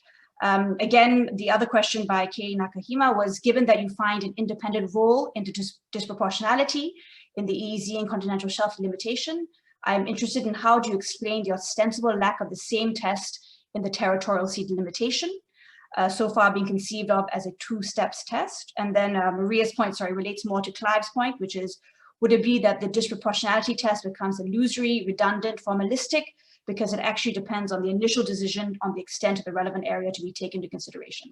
So Massimo, I will leave you with that. And of course, I invite the panelists after to interject. Thank you, Tara, and thank you for the questions. I will try to be brief because there's a whole chapter on proportionality in the book, of course, and I wouldn't want to just say what the chapter actually talked about. Well, to me, it all depends on the expectation that we have of this proportionality. Do we expect this proportionality to be making actual changes to the boundary, or is it simply a check that the boundary is actually equitable? Now, I imagine that, to me, I simply see it as a check that everything is done in a way that should be done. There's nothing out of place, basically. So that kind of explains to me why there would be very few cases in which this proportionality would lead to any boundary being shifted any further than it has already been done in the second stage. Now, one can say, well, what about Nicaragua, Colombia, the 2012 decision where you had this massive disproportionality between the coasts, and there was also great disproportionality in relation to the areas. That was the greatest, probably, disproportionality ever, maybe only setting aside Saint-Pierre and Miquelon. That's the only situation that I can think of. But even in that case, the court found out there was anyway no gross disproportionality. That is probably debatable, I imagine. But again, in the context of a very difficult case, like Nicaragua, Colombia was, I actually wonder, what would the court have done if not made the decision that it actually made? I suppose that it is a bit difficult to reason around these hard cases because, the usual thing that we say, hard cases make bad law. I imagine that's really the bottom line I have for you in relation to disproportionality in the relation to the ease of the continental shelf delimitation. So not something with a big calling, something that is simply there to see that everything has been done in a way that isn't grossly inequitable, fundamentally. In relation to Kay's question, very quickly, why not disproportionality in the territorial sea delimitation? I wrote an article on that in the ICLQ 3 years ago or so. It doesn't really speak about the proportionality, but it gives you indirectly the answer to that. To my understanding, Article 15 of UNCLOS already sets out a methodology for delimiting the territorial sea. And that methodology may or may not include a disproportionality check at the second stage, special circumstances, but there is no space for a third stage on the letter and spirit and drafting history of Article 15 of UNCLOS. So that's what I would say for that. Thank you. Okay, I see, wait, sorry, am I muted? No, I see Professor Miron, you have your hand up. Would you like to say something? Yeah. Just very briefly to intervene, because I see that a lot of questions on proportionality, and rightly so. What is the role of proportionality? Well, I agree with Massimo. In the process itself, it's a check, but I think beyond that, it has a role as far as states parties are concerned. States parties are seeing maritime delimitation. They are pushing forward for an equity. There is a subjectivity in equity, but when they start doing some lines, they are doing some division. There is a measure of distributive justice in the head of the states. So the role of the third process actually also goes towards states, towards showing them that the result is equitable. Of course, you do all the calculations to reach the proportional result. You choose the relevant coast, you choose the base points, you choose the relevant circumstances in order to have the check right in the end. But why so? Because it needs to show to states that there is a measure of equitable principles applied in the end. And I do think from that subjective point of view, it still has a role to play, and an important role to play as a check. Okay, thank you. Judge Haidar, Sarla, would you like to comment on that? Yep, Judge Haidar, please. Thank you. Just to kind of reiterate a point I made earlier, which is that I don't think disproportionality is a fully fledged separate step in reality. I think it is rather that tribunals would take it into account already in the second step, because it would not look good for the judgment for the court or tribunal to have to rectify the limitation line in the last step, you know. So I think if the court or tribunal finds that there is a great disproportionality, it will rectify the situation already within the second step, so making the third step, formally speaking, more of a formality. But that being said, I think as a safeguard, it serves a purpose. Thank you. Okay, great. Sarla, did you want to say anything? I just wanted to add that I think listening to Judge Haidar's comment, it's even more clear to me that essentially there is an element of what the processes itself are working as form rather than substance, because yes, it is a check and balance at the end, but essentially you do feed it into the second stage when you need to. So the process to me is not as structured as I think we'd like it to be. Okay, thank you. There is a question from Robin. There has been a split between the practice of the ICJ and that of ITLOS and related tribunals in the definition of the relevant area. The court has consistently used overlapping entitlements, whereas in the Bay of Bengal cases, ITLOS and the Annex 7 tribunals use overlapping coastal projections. This has led to a marked difference in the relevant area, which extends far beyond 200 nautical miles from Bangladesh. Perhaps Judge Haidar and Massimo could comment on this. And then I think the second point is Massimo quotes approvingly of the Costa Rica-Nicaragua judgment and its application of relevant areas. But here on the Caribbean side of the court's final judgment, at point V, it extends beyond the relevant area, and the relevant area on the Pacific side can be best described as unusual. Can he comment on the definition of relevant areas in this case? So two somewhat related questions. I'll give the floor to Massimo first. Thank you, Tara. Okay, so I will start with the latter question, actually.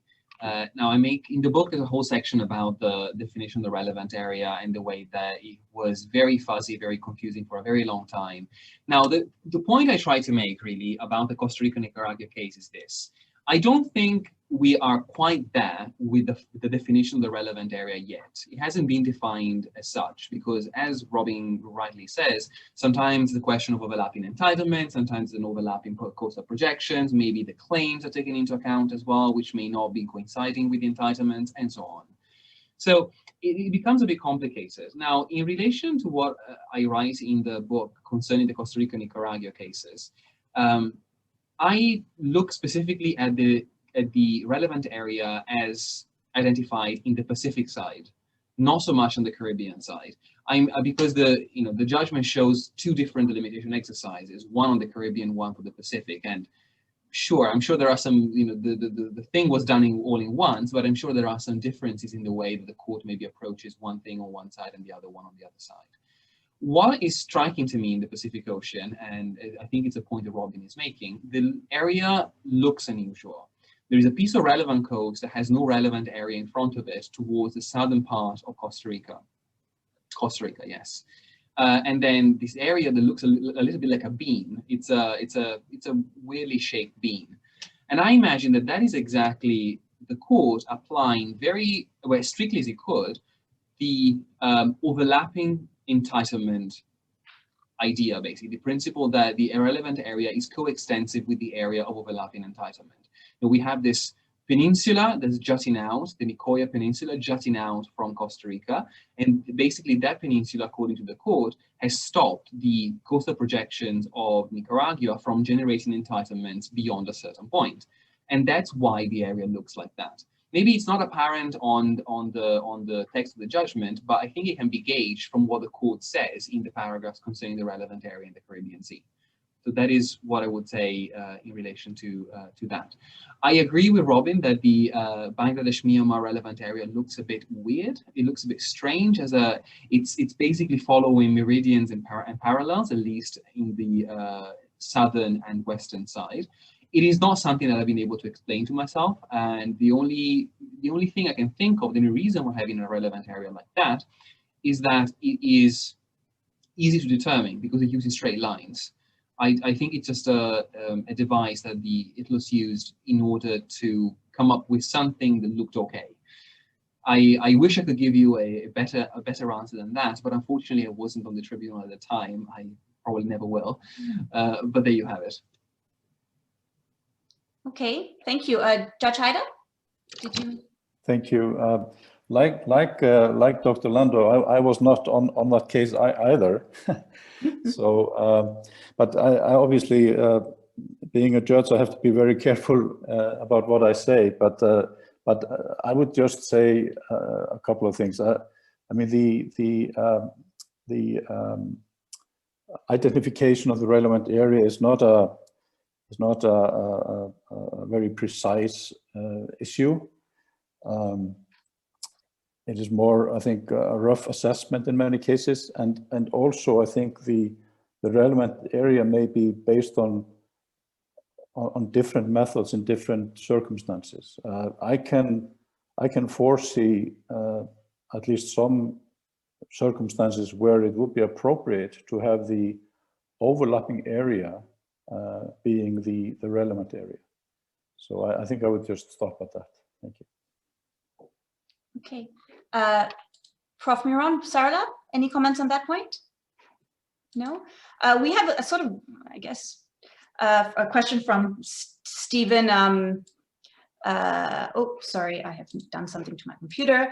On the, I guess he's made it more concise with the identification of relevant coast circumstances as a separate fourth stage of the delimitation process, hand victory to those espousing equitable principles as dominant in the delimitation process. Massimo, would you like to try? Yeah.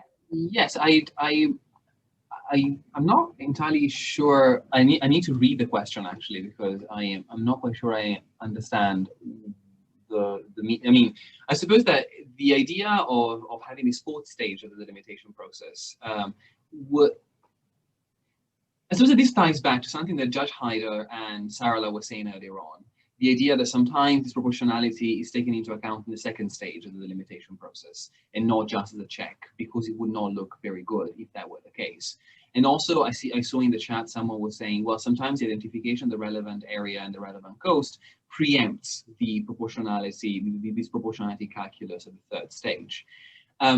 Yes, that may be right as a matter of practice, and I am not, and of course, I am not going to contradict Judge Haidar, who sits actually on ITLOS after all.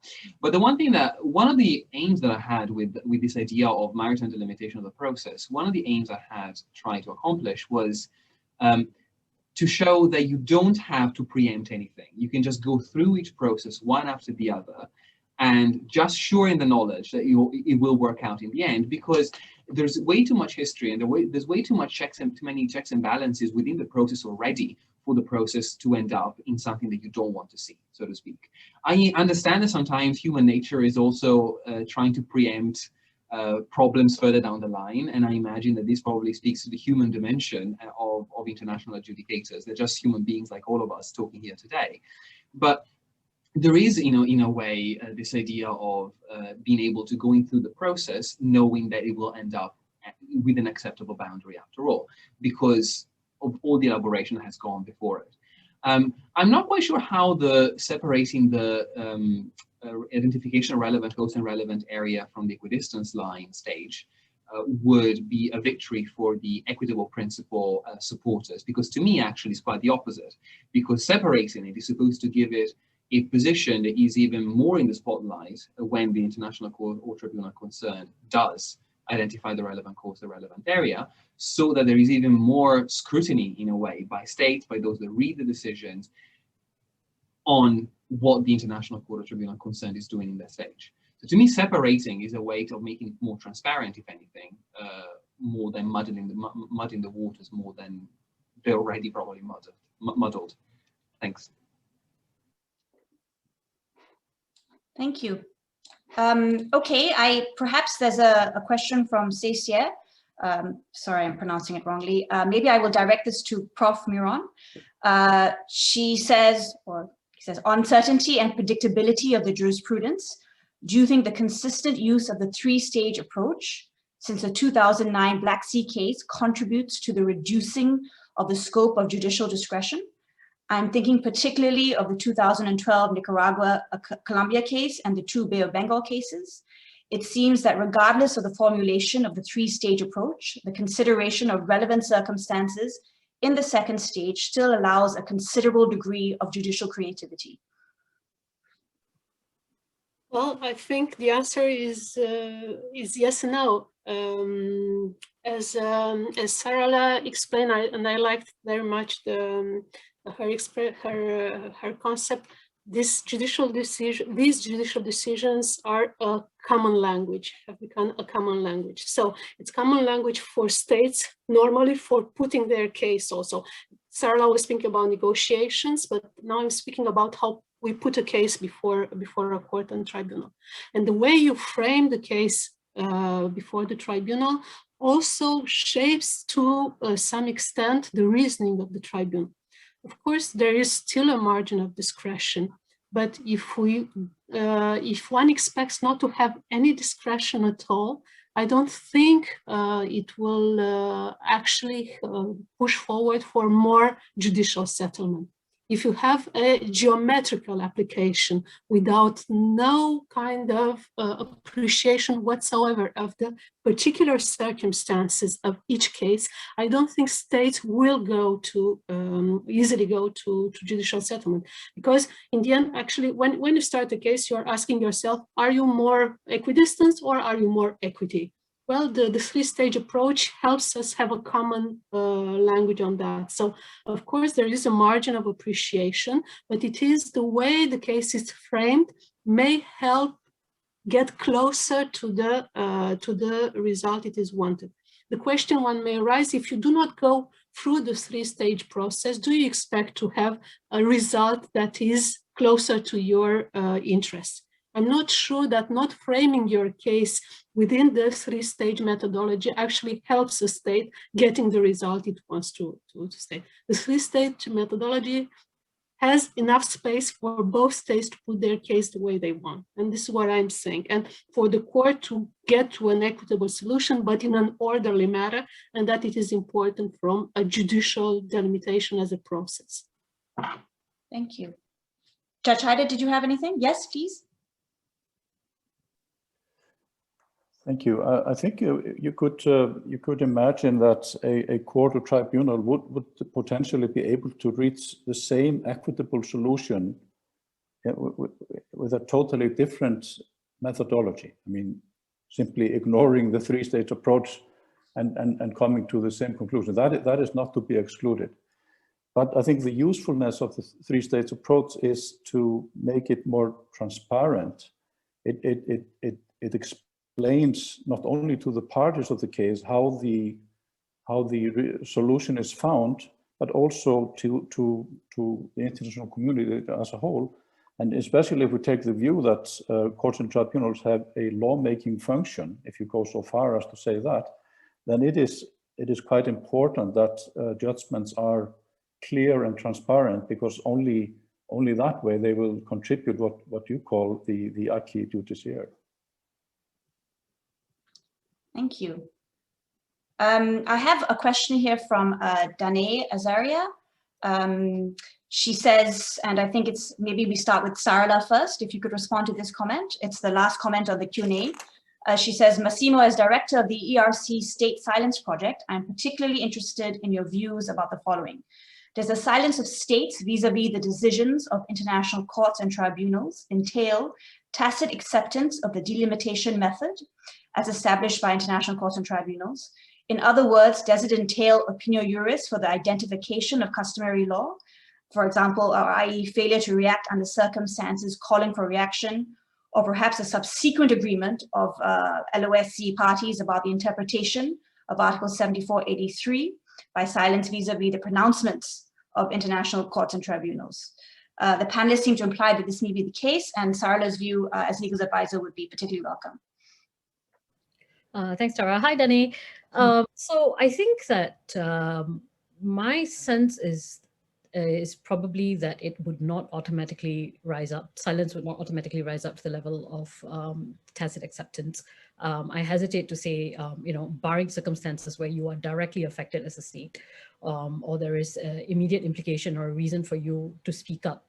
I'm not sure that mere silence can be read as tacit acceptance.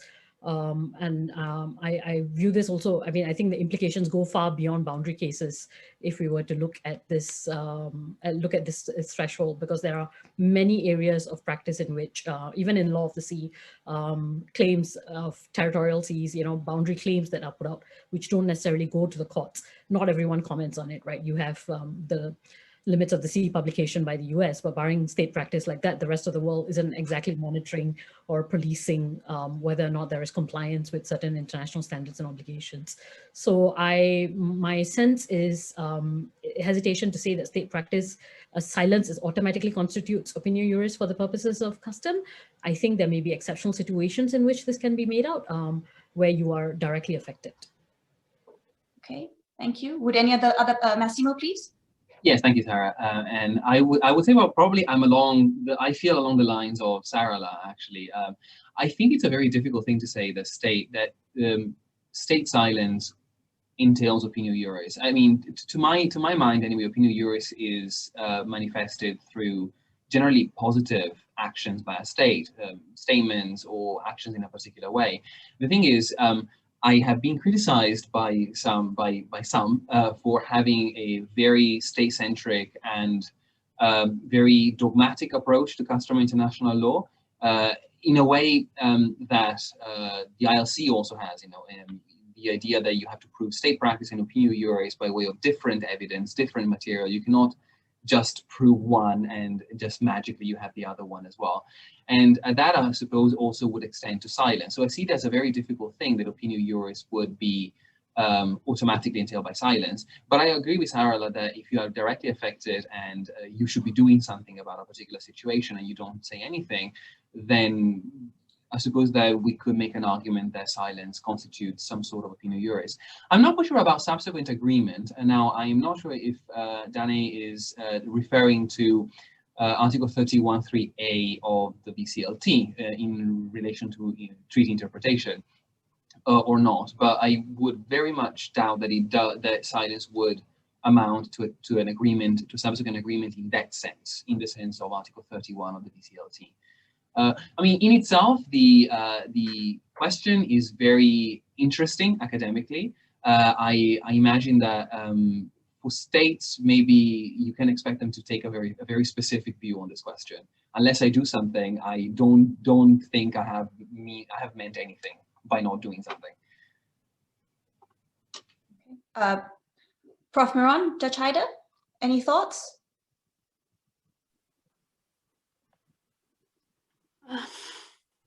I will be silent on this one.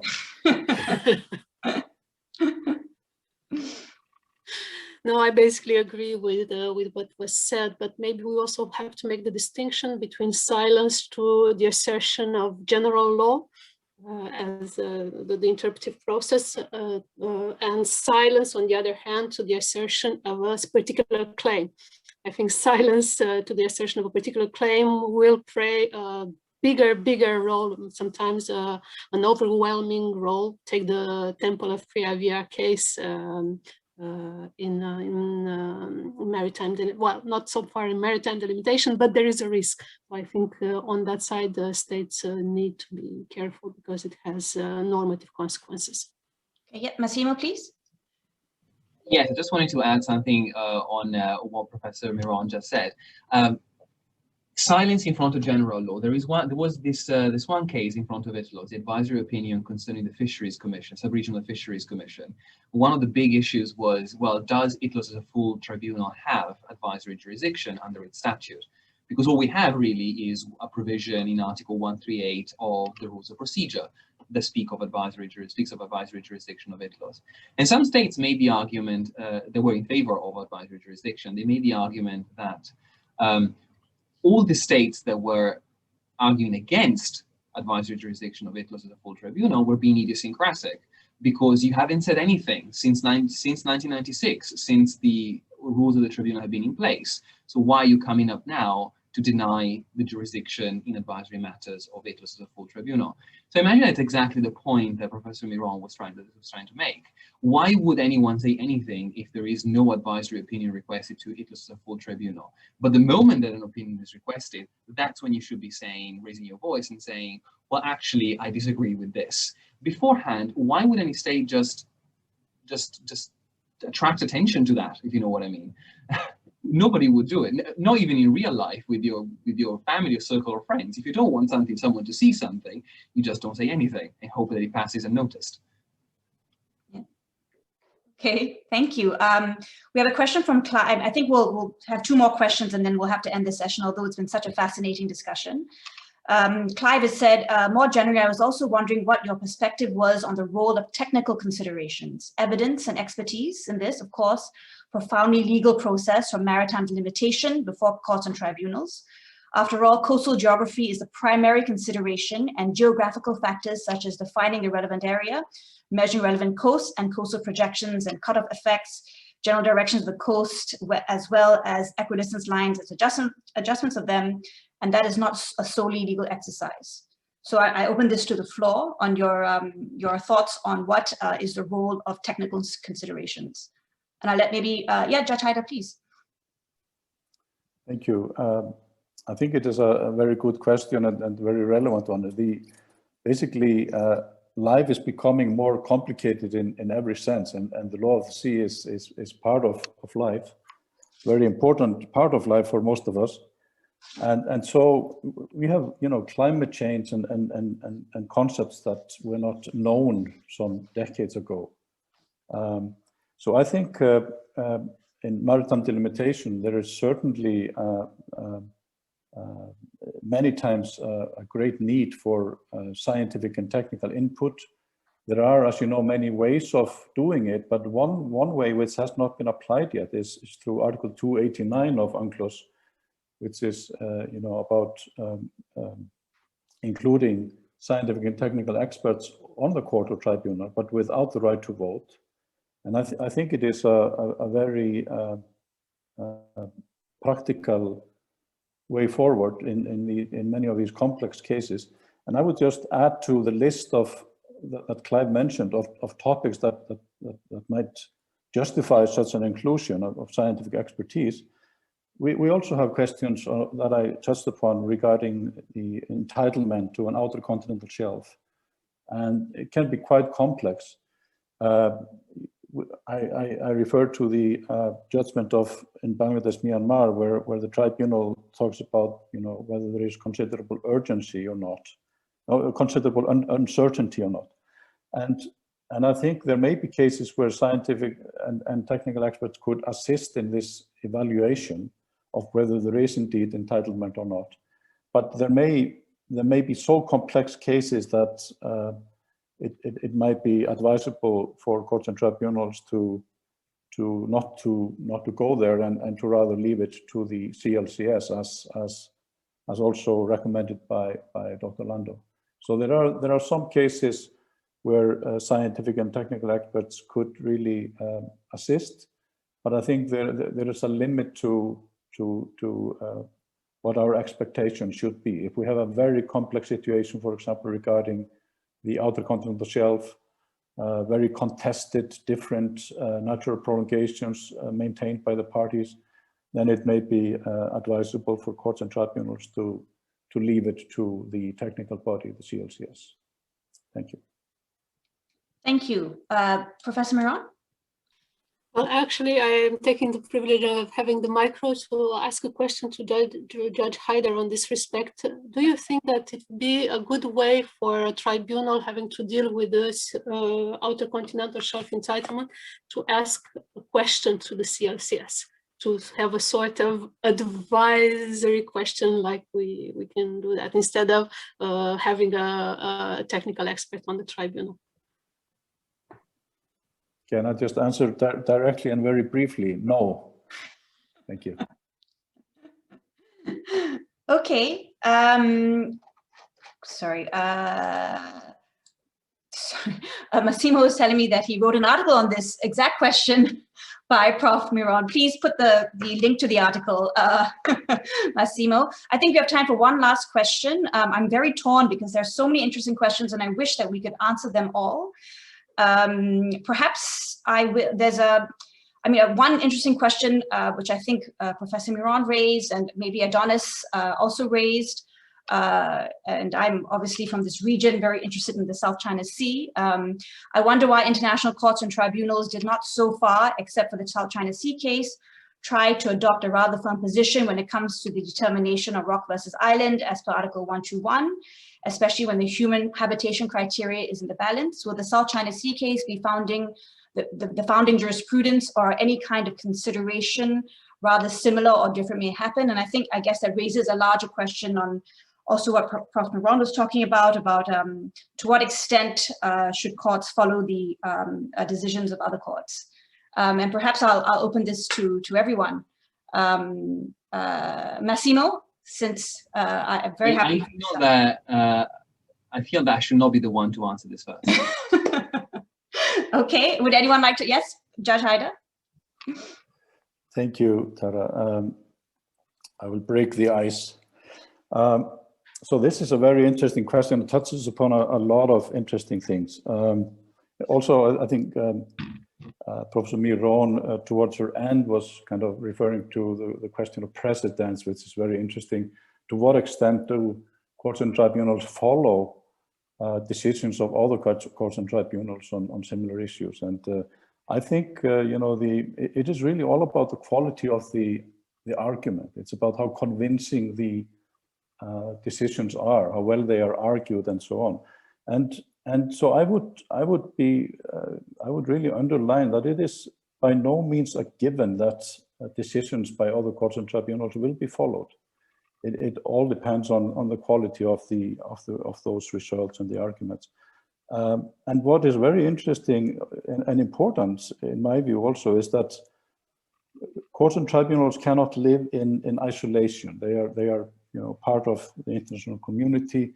It is very important for judges, for example, to participate in academic events, to read opinions by scholars. Let me just take the example that you mentioned, which is South China Sea arbitration and the interpretation of Article 121, Paragraph 3. I think there has been a lot of writing, and I'm not going to mention names, I'm sure you know who they are, who have criticized that judgment, that part of the judgment regarding the question of rocks.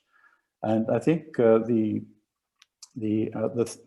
thrust of the critic has been that, at least part of it, is that the arbitration, the South China Sea arbitration, does not seem to give to pay any attention to the fact that the Paragraph 3 uses the term rocks and not islands.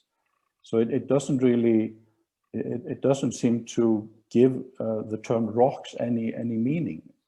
And I think I have some sympathy for those views, I have to say. So I would not take it for granted that that particular interpretation will necessarily be followed in courts and tribunals in the future. So this shows that, you know, it's all about the quality of the argument, and if you may be convinced by reading also the literature in addition to reading court decisions from the past. Thank you. Sarala, Prof. Moran?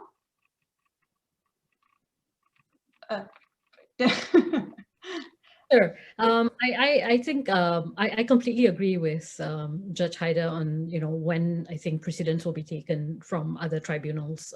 The quality of the argumentation makes a world of difference. And I think the only thing I'll say on the specifics of the example that you brought up is that it was also an unusual judgment because of the circumstances surrounding it. There are, you know, all judgments are political in nature because they deal with policies, but this one was, I think, both political and has been politicized. So it will be interesting to see what the state of play is moving forward and how much reference is taken from that judgment. And I think I'll leave it at that. Thank you. On my side, I'm interested in the dialogue over the judgment, as Judge Haider put it in the dialogue. It's a dialogue with the academia, but it's also a dialogue with former judges, with who had views. And now I'm thinking of Judge Guillaume writing a blog on AGIL about this. So it is, and I also agree that the persuasive force of the judgment will come from the way it applied the Vienna Convention on the Law of Treaties, and there was critics about the application, good application or not, on of the Vienna Convention on the Law of Treaties on the interpretation of Article 121. And maybe, unlike the judicial decisions on maritime delimitation, which actually reached this status of the three-stage reference method by successive strokes, we have here an award which tries to have a master stroke. It is the first one where we have a tribunal giving the interpretation of 121, whereas all the other courts and tribunals which had to deal with the question of islands carefully avoided, and the reasons for which they avoided it was because there is not agreement among states on the meaning of Article 121 and on the practice of 121. So here it's purely indeed judicial lawmaking because there was no kind of consensus among states. So from this point of view, it's quite different. But at the same time, we have to agree that it is the starting point of a dialogue. It may not be followed, but at the same time, we saw ICJ in Costa Rica, Nicaragua, 2018, making a mention of the rocks, which it did not before. So it means that the court may engage into discussion, but not with master strokes. So I think it will be, again, a jurisprudence that will be built over time. Okay, thank you. And we're really running out of time, but there's this one last question. This will be the absolute last question, and I think it'll end off on a good, an appropriate note. Dr. Calamasto has asked, would you agree that your approach on Chapter 7 to the indeterminacy and the role of international adjudication and gap filling have broad connotations beyond maritime delimitation, as Judge Haider touched upon? How ought we to approach questions of legitimacy and authority arising from what you suggest is a law-generated process, and what roles can or should states play in policing judicial creativity, both within and beyond the delimitation context. So I think it's just generally the role of courts and tribunals in making law. And perhaps I will let Massimo start, and then we can have maybe very brief comments from all the panelists, and we can end. The question about legitimacy in court authority is definitely an interesting one. I have to admit that at the time when I wrote the book, I hadn't actually done research on legitimacy and authority, but I have been doing it more recently for something else I'm writing. And there's a world that I did not know anything about, to be honest. So I've been learning a lot about that recently. I suppose that to the question that Callum was asking, I imagine there is a problem of legitimacy there, potentially. However, the way in which the book tries to, in which I have tried to circumscribe my claims in the book, should hopefully limit some of these legitimacy problems. The way that I understand judicial creativity is that it is only possible in certain specific circumstances, which is when everything else fails. And maritime delimitation just so happened to be one of the situations in which we do not really have any customary international law rule, treaties vague, general principles, let's not even talk about it. What actually are we left with? There's nothing else but to rely on this process. But what is interesting from the point of view of legitimacy, to me anyway, is that international courts and tribunals are not still at the time of the first period of the historical development of maritime delimitation, when it was a little bit of a free-for-all, when they could just do anything they wanted and decide everything on a case-by-case basis. They're making a choice to limit themselves, to limit their own authority fundamentally. And that, to me anyway, cannot be anything but legitimacy creating. It can only increase the legitimacy of the final decision because they're making a choice, international courts and tribunals, to limit their own arbitrariness in deciding where a boundary actually is. Now, of course, I'm sure we can stay here for much longer to speak about it, but I'm sure that this kind of idea can be applied also beyond maritime delimitation. The book was a maritime delimitation, but if anyone else wants to take it out somewhere else, I'm sure that it is likely of application in other fields as well. Okay, thank you. Sarala, Prof. Meron, Judge Haidar, any last comments on this particular point or any other point? Yes, please, Judge Haidar. Thank you. I think legitimacy is absolutely relevant. The moment courts and tribunals stop thinking about legitimacy, they are in trouble. And as I said before, I am not quite convinced that we should go so far as to talk about a lawmaking function of courts and tribunals in this field, at least not in the sense that it is like equivalent to legislation, because courts and tribunals are not starting quite from the scratch. They have some basis, although a vague one, to clarify. So I mean, we can call this interpretation, clarification, lawmaking. There are different ways of saying it, but I think we all know more or less what it is. It's just we may disagree on what name to give it, you know. So how we characterize it formally. But for me, it's really subsidiary means, basically. When you don't have a treaty, custom, general principles, you go for a court interpretation, clarification, lawmaking, if you will. Thank you. Thank you. Sarala, Prof. Meron, any last comments? No? Okay, Prof. Meron, sorry. Other than I regret we don't have the time to deal with all the other questions, but there are a lot of interesting questions. Yes. It shows how much we are passionate about the topic and how much thought Massimo's book brought into discussion. And thank you very much. Yes, and I can only echo those thoughts, and thank you very much on behalf of CIL as well as the ASIL Group on International Courts and Tribunals. This has been such a fascinating discussion, and I'm so sorry we have not been able to answer all the questions. Maybe we can have a second session on this at some future point. But again, thank you so much to the participants for their active interventions, and thank you so much to our panelists for really what has been a very fascinating discussion. So with that, I will say goodbye and thank you. Bye-bye, everyone. Have a great week. Bye-bye.